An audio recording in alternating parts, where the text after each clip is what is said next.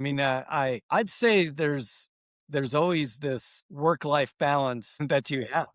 that you do have to maintain. I mean, Okay. even, this is my 6th startup, and I have 4 kids that are all grown now, Okay. and everything, and, at least with sometimes during startups when I was working long, long hours, Mm. I always went home, ate dinner with the kids, I coached them in different things, Mm-hmm. and then I'd go back to work, maybe sometimes after they went to bed. Okay. But it was different, right? It was a balance for me that worked. Okay. Other people can have different kinds of balances, but usually, people all think it's a big sprint a lot of times, and it's just not. It's a marathon. And Mm. so you have to have those things.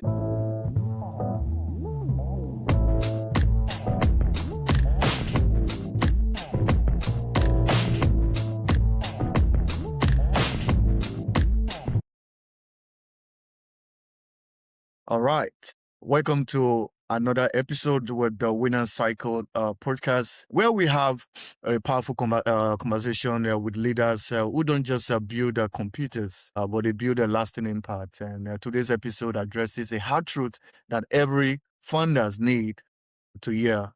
Most startup don't just fail because of the bad ideas, fail because they're not doing the right thing. The reason why this doesn't go well because some of the things that will be shared by our own speaker today. Joining me today is our leader who has been at every stage of a business life cycle, from early startup to IPO to multiple nine figures acquisition to leading inside global enterprises like Google, Cloud, even the HPE, CEO of Pulse Security AI, and I have with me Mike, who has been a CEO and also a co-founder of early employees at companies like the Response Software, acquired by Madian for $200 million, and Fortify Software, acquired by HP for $285 million, and who were acquired by the Lycos for $133 million, and Pure Software, now being acquired by the IPO. He has also led major business unit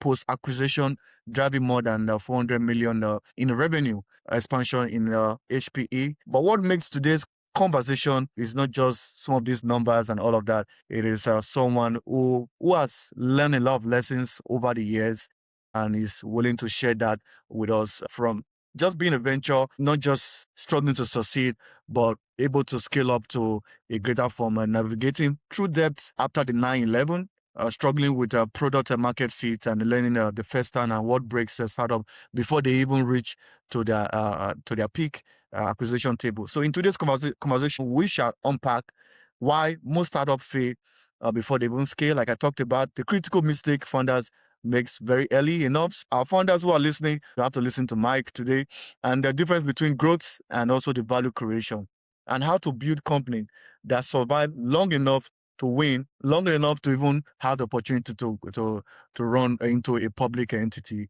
So I have with me Mike, rather Armistead, who will be sharing with us. So thank you very much for joining today's winners podcast, Mike. So can you say hello to our audience watching today?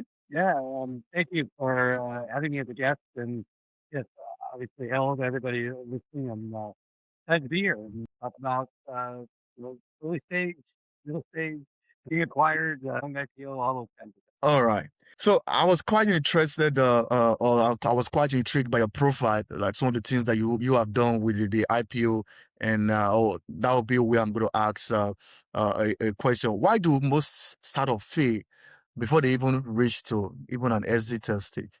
Yeah, I mean, it very many reasons that affect different startups. And I will have to say, it's we often hear of the one or two that actually make it out and make it really big, but you don't hear about all the ones that actually do very well. Maybe they just have a different outcome. And like you say, there's many that don't quite even get there. And I think I'd say there's really 4 or 5 different things that affect all customers. And the first is, or sorry, all customers, all entrepreneurs that are trying to make their companies grow. The first is just the market dynamics around what you're doing in Okay. particular. So that's going to include the size. If you think about what most investors think about, that's that's the first thing that comes to their mind is it a big enough market to support a very large company to be formed in it?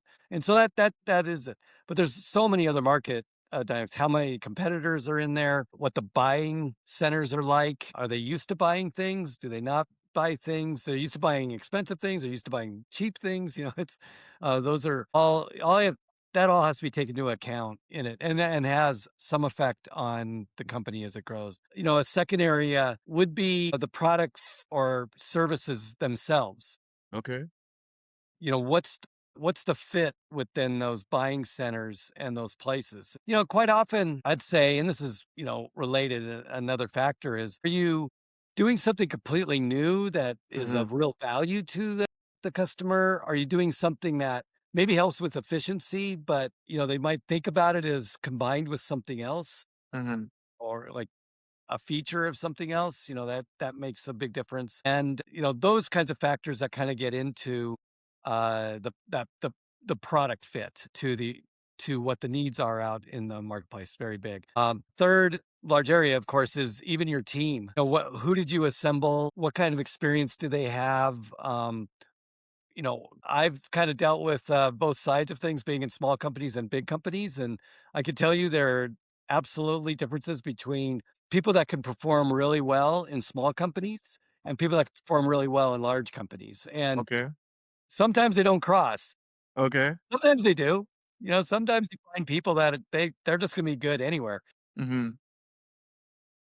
Probably is the same on the other side, but a lot of times you're very specialized kind of in those ways too. And I guess the last point I'd bring up is you really do have to think of companies in stages. Okay. At the early stage, it's about taking an idea and seeing if first can you build it. Mhm. And so your whole goal is to eliminate the risk of could I build something Mhm. like this, especially in technology kind of companies. And other ones is maybe a little bit more straightforward. Mhm. But then the second phase becomes, okay, would somebody buy it? And you always try to test rare as early as you can because that's gonna be ends up gonna be a key to how successful you are is, am I building something that somebody values enough to actually pay real money for? Okay. Because a lot of times, I guess I've found in my experience, you can give concepts and ideas and Mhm. demos to different people, and they're gonna be polite to you. They're gonna tell you, "Yeah, it sounds good." Mhm.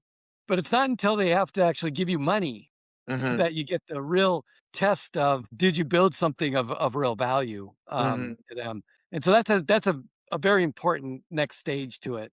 Then the Okay. third stage starts to be around how many people can buy it, and can you Okay. get a growth that sustains yourself through over time or through many other kinds of other hurdles that you're gonna come across. And so then it's about reaching more and more people to do that same kind of transaction. And Okay. then, of course, when you start to get bigger, it gets to how fast you could scale, Mhm. how big can you make this, and what other places do you wanna branch off to? Okay. So I know you asked me kind of a more or less simple question, but there's a lot to that, and I think, Yeah, those are yeah, just it's some quite of the factors. interesting. Quite interesting. But I just want to like ask a question just from what you also shared that many of our founders who are listening, they celebrate growth, like revenue growth.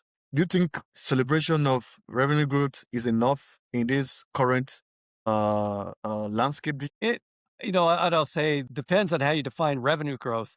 Okay. You should, absolutely subtract out the churn of customers that might be leaving as other ones are growing. Okay. Too. But, I do think, small companies, that is a primary driver of your success is how fast are you growing. Okay. It gives an indication to your investors, to other folks that you're gonna be around in the long term. So, Mhm. growth is certainly a big part of it. Uh, Okay. and it really depends on how much investment or, how much money do you have to keep going? Like, how long is your runway? Okay. Is a way to kind of think about it.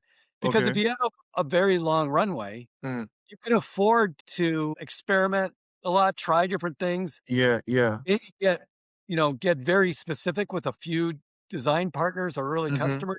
Mm-hmm. And you don't really have to grow at all costs. You just Okay. have to get, but that's that's part of a process of getting it right, getting the right product to market fit. That Okay. will then eventually lead to growth. Okay. Yeah, I think you're right. It may not be the only factor. It kind of Yeah. depends on your situation. Okay.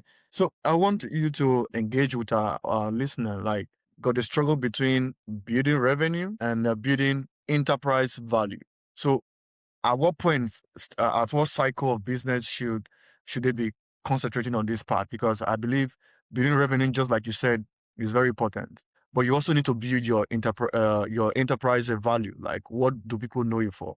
So, at what stage in business should they concentrate on this? Or is it at all stages you have to concentrate on revenue building and also building enterprise value? I believe so. I think what you said there is why it ends up being all stages. You just don't typically think about it when you're very early and starting. Okay. Like even we at our startup, one of my favorite questions of even our partners that we're working with for Mm, free, mm, we're working with them on a software product and that mm. I ask them quite frequently, "Would you buy this?" Okay. And that's just as an indicator of the revenue growth that I could expect. And am I, is there value?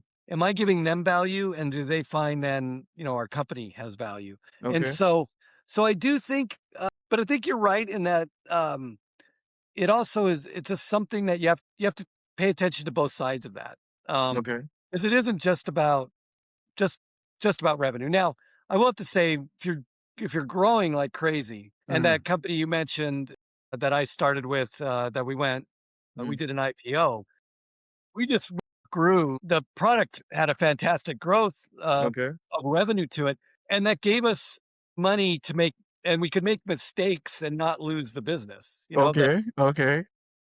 So revenue growth helps ease over the mistakes that you You make. okay? Whereas if you don't have that revenue growth and Revenue you at make a all. mistake, yeah, You you can't might make a be a lot of little mistakes exactly. because it become costly. Exactly. So that's why you always have to be thinking about revenue growth or, Revenue.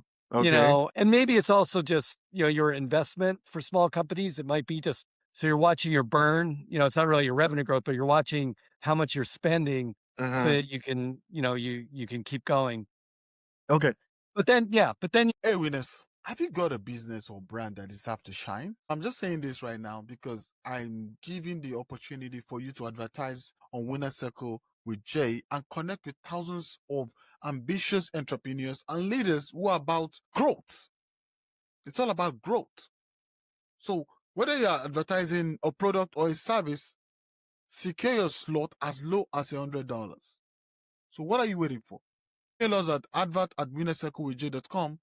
Here at Winner Circle with Jay, we just don't talk success, we create success. All right, see you soon. then it's partly of then building the value of your company. Uh, Okay.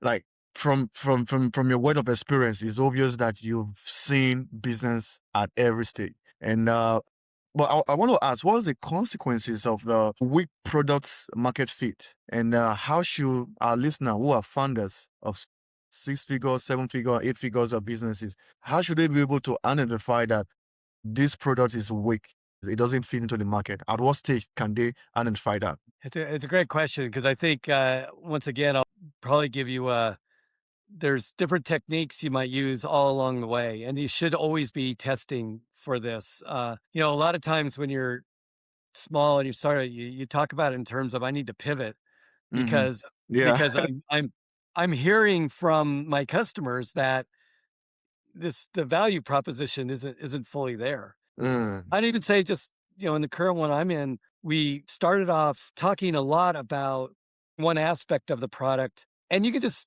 when you're presenting it, when you're showing it, you could just tell people they just weren't enthusiastic. They weren't like, hey, I want to use it. Or then we've given them the product when we got it far enough along. And Mhm, we watch to see if they're going into it every day, every other mhm, day, every week, that kind of thing. So getting any kind of metrics like that. One of the things when I was running a fairly large business inside a big corporation, the way we used to gauge that was still on the customer engagement with the okay, product. And a lot of times we found that out through customer support or, customer success side, where we would ask questions and or how engaged were they?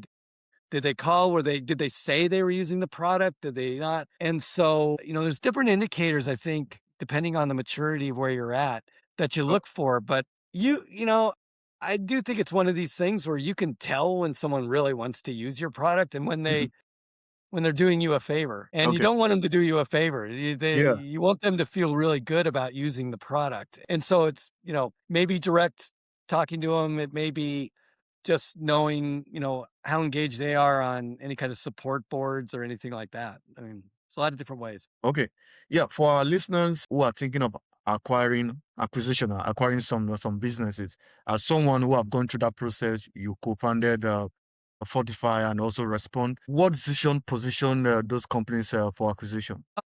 I'd say the one thing I've learned from all of it is I never necessarily positioned myself to be acquired, but I was open to it. Okay.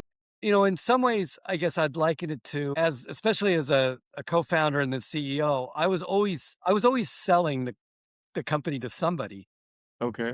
A lot of times it was investors. Like, I had venture capital investors, and Mm-hmm. I went through different rounds and there's different techniques that I was using along the ways for that. But I was also talking to people that I would consider strategic partners who might be acquirers. Mm-hmm. And I was always talking to them about what we were doing, how it might fit with their products, what we were doing. Mm-hmm. So I just kept a lot of conversations alive Mm-hmm. and just made sure that that wasn't falling off. And, the way I learned that is one of the companies that I had wasn't a success. And I don't think I did that as well as I could have. And then we weren't, the reason we weren't a success was more had to do with how we were financed as a company, not so much that our product wasn't good. But when we had a major catastrophe hit, this was the company I was running when 9 catastrophe hit. And creditors pulled back a lot of their money and we had a lot of debt. So, but what I didn't do at that time, I should have been talking to potential acquirers just along the way because I could have gone to them and said, "Hey, you know the situation. Mm-hmm. We have a good product, but we can't keep going as a company. Mm-hmm. Would is there something where I can at least pay my creditors back? I could do, those kinds of things." And so I do think it's less a positioning about acquisition. It's more of keeping conversations with potential acquirers. Mm-hmm. Think of them as investors Okay, and as investors. always update them like you would an investor.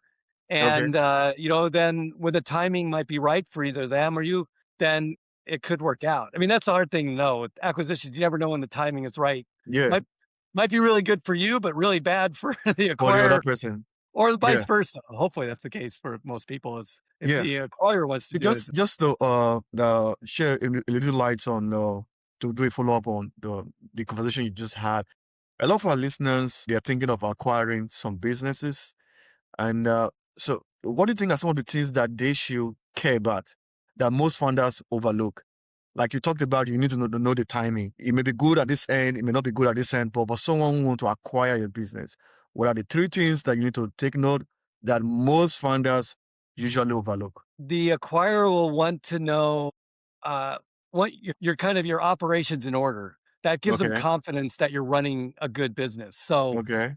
if you don't really have a budget and you don't know off the top of your head Mm-hmm. how much cash you're burning or, where the money's going or anything like that. That's one thing that both the acquirers want to know because they'll feel good. Oh, that's a business person. And so I Mm-hmm. trust them, that when I do acquire them, I'm not going to find a bad surprise Okay. if you do that. So I think it's kind of overlooked though by a lot of founders hey, I'm just a founder. I don't need to, it's small enough. I can keep it all in my head. That sometimes really doesn't work. The second thing is just being in those kinds of situations, everybody wants to look good. So the acquirer wants to talk about how great it would be if you were to come into their company, and the company maybe wants to be acquired and just says, here's how we could really help. Mm-hmm. But you have to explore where the fit isn't good. Like Mm-hmm. where there might be misfits or something. It might be that you just know half of your people will leave within 6 months because they just don't want to work for a big company if it's a big company or something. And so you just have to think about like that side of it. Is like both don't it's not all, and I don't think acquirers don't want to hear that it's all perfect because it never is. Yeah. But be very truthful, I guess, in a lot of that stuff. And then I'd say the third one is, and I talked to a lot of people after we got acquired on this one too, is really about what value can you bring that might even be beyond what they think they're acquiring. So it Mm-hmm. might be you might have really good management talent that could be applied to other things. You might have other product ideas that fit really well with another group, and you just have to, maybe you need to give those away in the right place, and that too. And it's I think there's something that most people don't think of, but they usually bring more than just that one product that service that's being acquired. They bring talent and ideas and energy and things like that. And I think that's one of the things that um, for both the acquirer looking for that, are they curious? Will they stay? All that kind of stuff. And for the person being acquired, because I will say, one of the maybe little known facts, or I guess it's been in my career at least, Mm. I've probably probably in the companies that got acquired, there was more wealth created after the acquisition than just the acquisition price. Yeah. And for both the old employees and also the companies, if you fit in the right place, you're gonna get it's gonna be leveraged up, and you can make a lot more money Mm-hmm. just because of that. And that's it's kind of interesting. People sometimes think when they start new companies, oh, I'll get acquired and then I'll take that money and go. But a lot of Mm. times you make more money after the fact. Okay. Sometimes staying is a real important thing. Yeah, yeah. For listeners who are listening today, I want you to share with them which is better. Uh, should they be acquisition ready, or they should just be franchise ready for them to sell part of their business as franchise, or they should just sell it off by to someone who want to acquire it fully. Yeah, again, it depends on the different situations you are. I would say it's always a better orientation to just think about how, like, what your objectives are for the company. Like, what did you want to accomplish? Hmm. And so, does somebody acquiring you help you achieve those objectives faster because maybe they have a much better distribution channel Okay. because they're bigger? Or not. And so I do think it's really more about your goals and what you want to become. And then, it may be surprising for people to think of a partner to help them do that. But that's really sometimes what acquisitions get into. But sometimes, you know what, if it wouldn't, it would just be you stepping away and leaving. But for some people, the timing might be right. Okay. That's okay. Just depends on the situation, I think. Okay. Yeah, from your profile, you've led a startup, even big companies and all of that. So, what is that biggest leadership shift that is required between the startup for our founders, for our listeners who have startup, and for listeners who have 6-figure, 7-figure, 8-figure businesses? What is the leadership shift that differentiates these two entities? You mean what changes, right? Yeah, yeah, Between yeah. Between these Yeah. two. Yeah. I think I touched on this a little bit. Well, let me start with what stays the same, and this Okay. relates to what we just talked about. One of the things that stays the same should be, what was your mission? Like, what was your Okay. objective? What were you trying to accomplish? The core values. Okay. And yeah, and so hopefully that stays. Okay. And so the shift is Mm-hmm. getting everybody to see that this is a way forward, that you can get there faster, better, that kind of Okay. thing. And sometimes that takes new people that come from the acquisition to help Mm-hmm. shift them to your mission. But Mm-hmm. sometimes it takes your own people that you had and shift them to, you're now part of a larger company. And there's many good things about that, especially of us accomplishing our mission. But there are changes. It's just there's bureaucracy in bigger companies. And and you just have to be okay with that, and within that. I do think, uh, and that touches the other shift, is there's very personal shifts, I think, that go along the way. And I Mm-hmm. think one of the things I've learned is, to stay very personable as much as you can with people. And uh, each person is going to see pros and cons Mm, for this. It's really getting people to face those, and then getting their orientation and their mindset in the right spot for that to go forward and to be productive for either as the acquired entity or from the acquisition. Or if like, because I've been on the other side of acquiring people, and then it's like helping them see that their mission be fulfilled and mm, seeing other opportunities that they may have that they didn't have in the little company. Mm. kind of thing. So I think those are some of the shifts that you try to get people to make. Okay. Thank you so much for that. So just have another question to ask. Would you like? It's obvious you have the years of experience, but I just want to ask, what patterns separate founders who stay longer in business and those who just burn out? Like, what separate them? What patterns do they follow? What trend? You could see a business. You can look at the founder and discover that, okay, I think you may last longer. Or I think you may burn out from the what you're doing already. So what are some of those things that shows off so that our listener can actually learn and make amend to some of those trends? Yeah. Another good question. I mean, I'd say there's always this work-life balance Okay. that you do have to maintain. I mean, Okay. even, this is my 6th startup, and I have 4 kids that are all grown now, Okay. and everything. And at least with sometimes during startups when I was working long, long hours, Mm. I always went home, ate dinner with the kids, I coached them in different things, Mm-hmm. and then I'd go back to work. Maybe sometimes after they went to bed. Okay. But it was different, right? It was a balance for me that worked. Okay. Other people can have different kinds of balances, but usually, people all think it's a big sprint a lot of times, and it's just not. It's a marathon. And Mm. so you have to have those things. And then there's age old, I guess, advice that I'd say is, and this is along the same lines, the adage of, maybe Mm. sawing a tree down. Well, Mm. if the saw gets really dull and rusty, it's harder to Mm. saw. Yeah. But if you sharpen that saw every once Mm-hmm. in a while, everything goes easier. So you have to Yeah. think of personally what sharpens things for you. Maybe you have to go on vacation, Okay. and you have to do that. Maybe you have to play sports or something, Mm-hmm. or you do something like that. Maybe you just have to read poetry.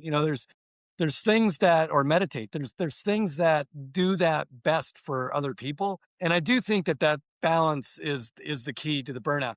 When I see people that are just working, Mm. I usually try to interrupt them at Okay. time to say, "You gotta slow, You gotta take a slow break." down. Yeah, take a break. It's gonna help it's gonna help you mentally, within that. The other thing is just knowing, um, what could come. I think it's helpful for people to kinda say, "Look, there are gonna be times when everyone's gotta be working all the time really hard, Mm-hmm. but there'll be other times when you don't have to, and that's when we'll take the breaks." Okay. So, you look for the rhythm of the business too, to maybe you can pull back at certain times, Mm-hmm. let people take those breaks and get that balance in that. Yeah, and I just think that's the key is you just gotta listen to what's going on in your personal life and what you need to be fulfilling there as well as that. And it could be individual, it could be family, it could be, a number of things. But that's burnout is usually, well, then there's one other factor. Mm.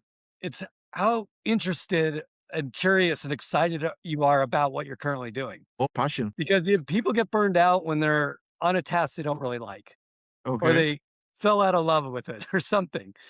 And so that's why I think, when you hear the advice, always go after your passion, it's because of that, because it's your passion. You're Yeah. always going to be, you do podcasts because you love talking to people, Yeah. I you love love asking talking. questions, right? Yeah. It's because it's something that you enjoy. Mm-hmm. You could probably do this job, Mm. and I know you have because you've gone back to back, I think today. Yeah. So Yeah. you could do this because you enjoy that, but if you didn't enjoy it, you wouldn't. You'd get burned out very fast, Yeah. You're right. right? If you really didn't enjoy it. So, there is an aspect to it, of that, and sometimes just the reward isn't enough. You gotta enjoy what you're doing, Okay. every minute. Yeah, I wanted to share with me some of your personal story while building business and acquisition and all of that. What are some venture that was unsuccessful that you were glad that that it was unsuccessful? Like you made some mistake and you were glad that thank God I made those mistake. Was there any Yeah. time? Yeah, can you share that with us? Yeah, I mean, I briefly shared it before, but my first CEO job, I was so intent on becoming a CEO Yeah. that really I took a job that I didn't do enough diligence on in Okay. hindsight, right? I mean, at Okay. the time I thought I did, but I didn't really pay a lot of attention to how this company was funded. Okay. And because it was, the time was the internet bubble days, Mhm. kind of like the AI bubble days are Yeah, today. yeah. And everybody's like, oh, because I have Mm, that, there'll always be money available to me. There'll mhm. always be things. So this company was financed both by venture capital and by debt, loans that were Yeah. unsecured loans, but Okay. they were loans and large loans, $5 million, right? Mm. Big loans. And when those creditors came and asked for their money back, and we didn't have all that money because we Okay. were just going to a funding round and that. Mm. And nobody would fund us because they knew all the money that they'd give us would go right to these creditors to pay them Okay. off. And so it was a incredible learning experience about setting things up for success, or Mm. when downturns happen, how you have to be set up. Mhm. I think it's partly why my investors were happy to fund me this time, because I've been through the downturns as well as the upturns, Yeah. and they know I'm going to pay attention to this, even if like the AI, so which I'm doing stuff in AI right now. If Mm. it has a big downturn, I still think we'll survive because I Mm. pay a lot of attention to those kinds of things. And so I'm glad I kind of learned that lesson from it not being a very successful Okay. Yeah. So I will also want you to, I know you talked about timing and you also talked about life balance. But I also want to add discipline because for mm, someone who has built business for more than, like being businesses for more than 40 years, there have to be a point where you have to use discipline, uh, mhm.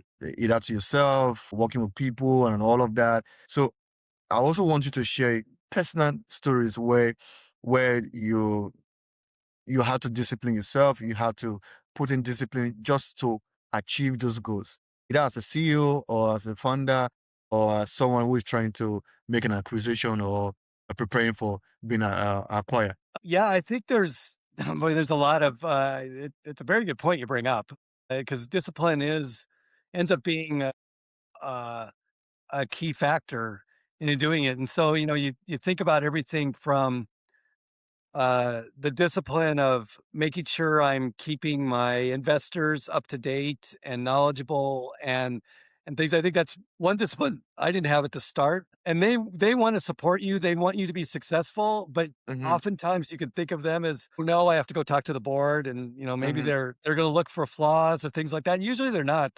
They're looking for risks, which is fine. You should be looking for risks too, but a discipline of a lot of communication with the stakeholders that are important to you. And oftentimes that takes getting a tickler every once in a while and saying, make sure you call this person or make sure you Mm. catch up with them and talk about these things. So there's some discipline to that. I'm actually fairly disciplined with like my own health and workout and things like that. I mean, I tend to reserve time to do like a physical workout, and that is for me, that's my balance. It keeps my mind Mm. sharp, keeps me feeling good, that kind of thing. I do think too, in maybe other terms, I had to learn the discipline of also being on the same side as my investors, because we're all on this to Mm. make money and to be, in this. And I had to go through a time where even one of my co-founders I felt was going to work against the goals of the company because they just wanted themselves to be in a particular situation.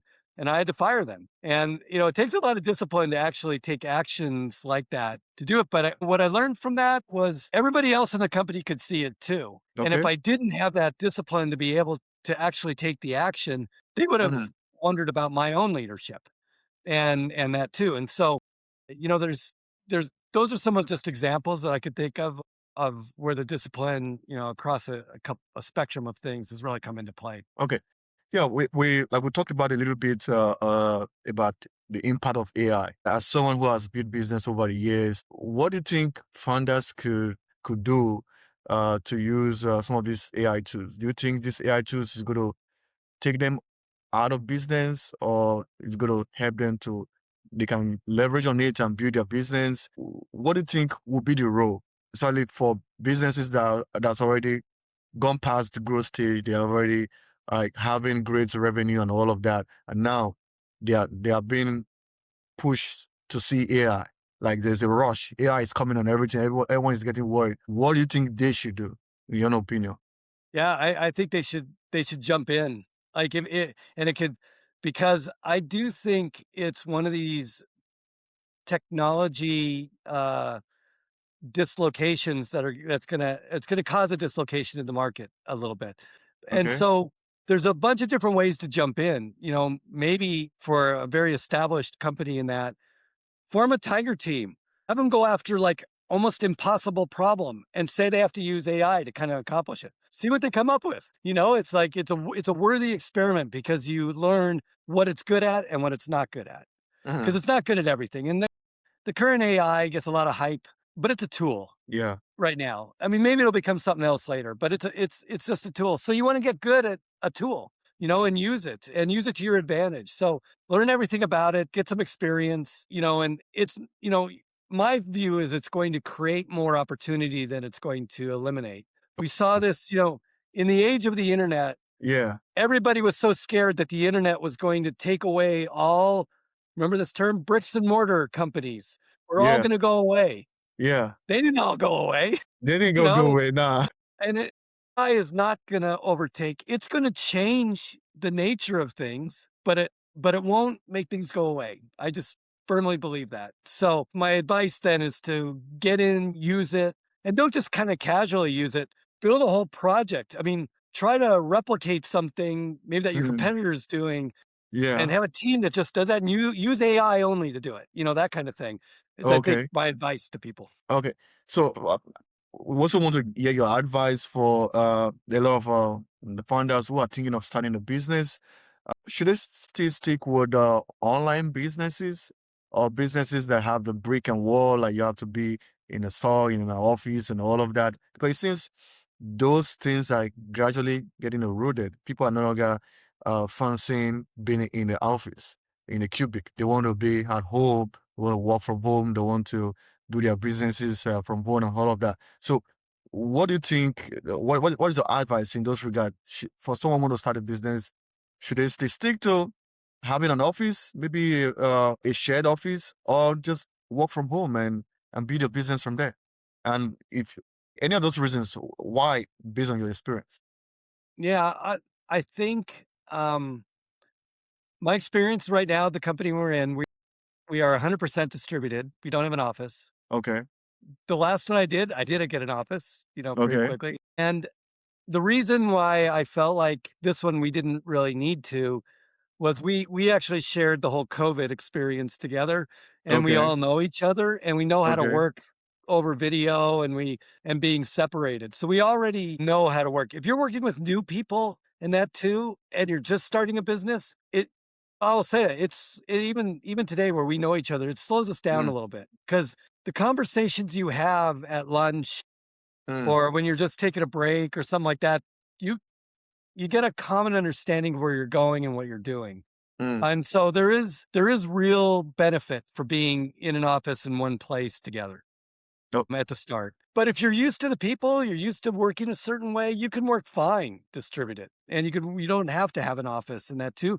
But I guess the real factor there is how comfortable are you in that? And how comfortable are you no matter what, just calling up the person and interrupting them and that too, because there's some etiquette around, us doing this, over video versus you just seeing the person next to you and going up and tapping them on the shoulder or whatever, because they're, that kind of things. Yeah. So that's kind of my thoughts on that. I'm surprised. I never thought I would do something distributed. okay. I always thought I'd have one in office because I do really believe in the power of Interaction. being together and Yeah. talking about it and, you got going up to this whiteboard, like, behind me and Yeah. drawing stuff and things because you get stuff done really a lot faster that way. Hmm. But it's working so far, so, I'm maybe changing my mind a little bit. Okay. Our audience would love to learn more about what you do as a CEO of Post Security AI, which you are currently a CEO in. What do you do? How is leadership like for you currently compared to your early days at the IPO? Well, I'd say with this one, we're tackling a pretty tough problem, and we're in the middle of this crazy AI stuff. So, it's like AI is changing itself while we're Mm, trying to use it. Well, mhm. and we're in cybersecurity, so the bad guys are also using it, and so that creates another dynamic. But me as a more mature leader and stuff too, I feel discomfortable in that kind of ambiguity. Okay.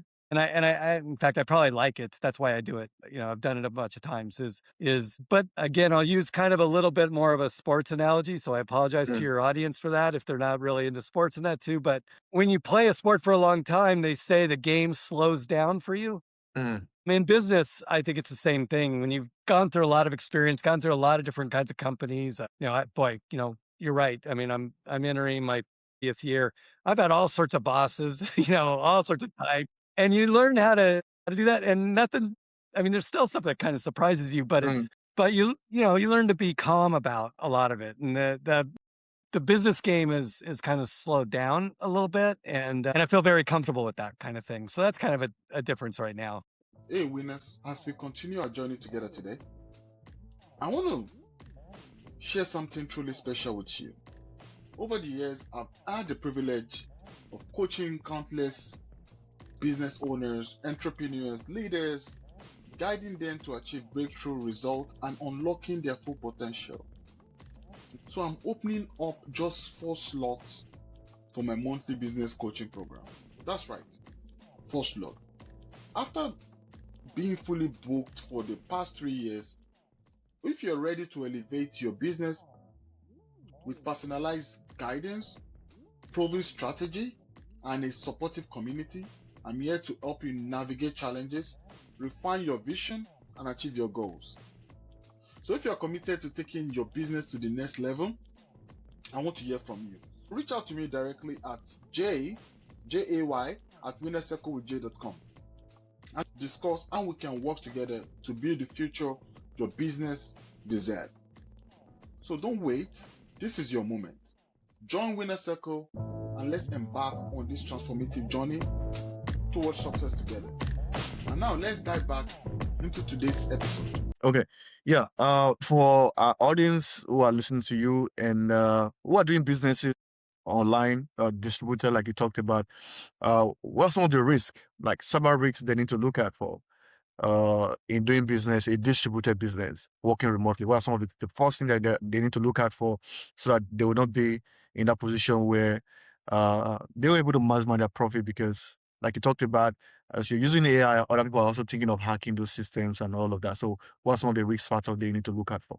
Well, I think the thing is everybody as they start off and even as they grow at different stages, they have different budgets. It depends on the area they're in. Sometimes they have very sensitive information. Sometimes their data is not all that sensitive, all those kinds of things. So I would say, you have to just do good, solid, basic cybersecurity Mm, measures. Just making sure you have the right controls. I think, if I give advice to startups, it's, today, just know where your most important thing is and protect that the most. okay. Basically, don't think don't think so much about the walls, building big walls, but think about this Mm, access control because that's where we're going. Like we do so much online now. mm-hmm. There's a concept called zero trust, but it's like basically pay a lot of attention to the access that you give people and how you and your employees protect that. So, Mm-hmm. we all know about passwords Yeah. and then now two-factor Yeah. authentication, and Yeah. now, you get your phone, and so Mm-hmm. your pass keys, your Yeah. face, That. Mm-hmm. way better, right? You wanna have strong stuff there, as strong Okay. as you can, because that's when you get down to it, a lot of the attacks, the successful ones are because those get compromised within that. And you gotta pay attention to your infrastructure that you're building because you need to ask questions of those people to make sure they're doing the right thing too, Mm-hmm. because, these days, that's where a lot of the attacks happen as well as with the suppliers, not so much your stuff. So yeah, I mean, it's, and there's lots of sites and different things that you can to go look at. Mm-hmm. There's now I'm gonna have to remember this. NIST stands for, it's a government site for National Institute Security Technology, I think. But Okay. it's got good advice about what you should have in place, why, Mm-hmm. those kinds of things. And really just look it up, ask an AI, hey, this is my company, this is what we have, this is what we Yeah. do. Yeah. What would you suggest? Yeah. You gotta remember a lot of the big models, Mm-hmm. they've taken in a lot of this information and they have a lot of best practices in them. Mm-hmm. Now, always verify though, because they also make stuff up. But that's not a bad thing to do because it'll give you, give me a plan for my Hmm. company. Yeah. The AI will probably I'd say 95% of the time gives you a pretty good plan. Yeah, you're right. So, how one final question for you? Our listeners who are funders today, they want to build a company that actually makes it to the end. Because it's easier to say, I want to start a business, meet with the Secretary of State, you do the structuring and everything, but can you make it to the end? So, what is that thing a funder or our listeners could actually do differently starting tomorrow?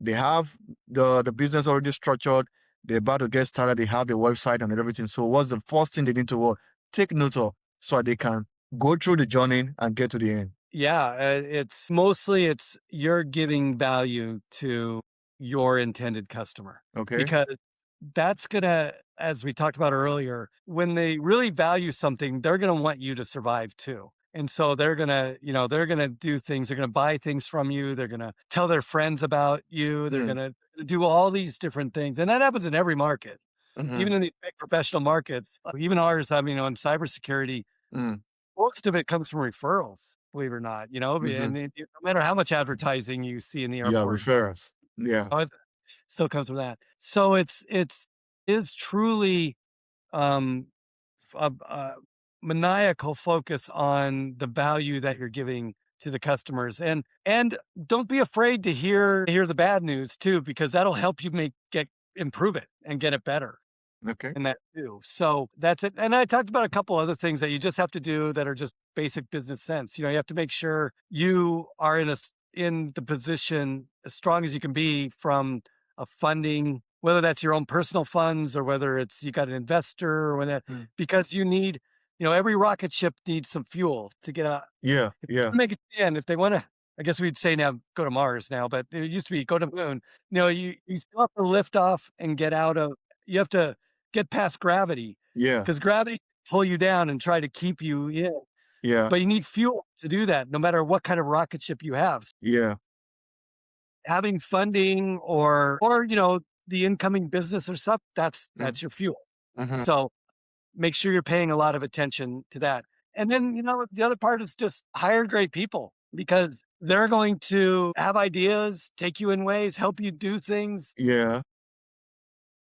So many businesses, it gets down to the people that you have. That's really, those three things are the most important things, I think I'd say. Okay, thank you so much. So on the final note, audience are really, really curious to know who is Mike. I want you to use the opportunity to share a little bit about who you are, the services you are offering, how can people get in touch with you, the company or your website, so our audience can actually reach out to you for that meetings or consultation that you may be having. Yeah. I think that the best way right now, so as we've been talking about, I'm in a startup right now.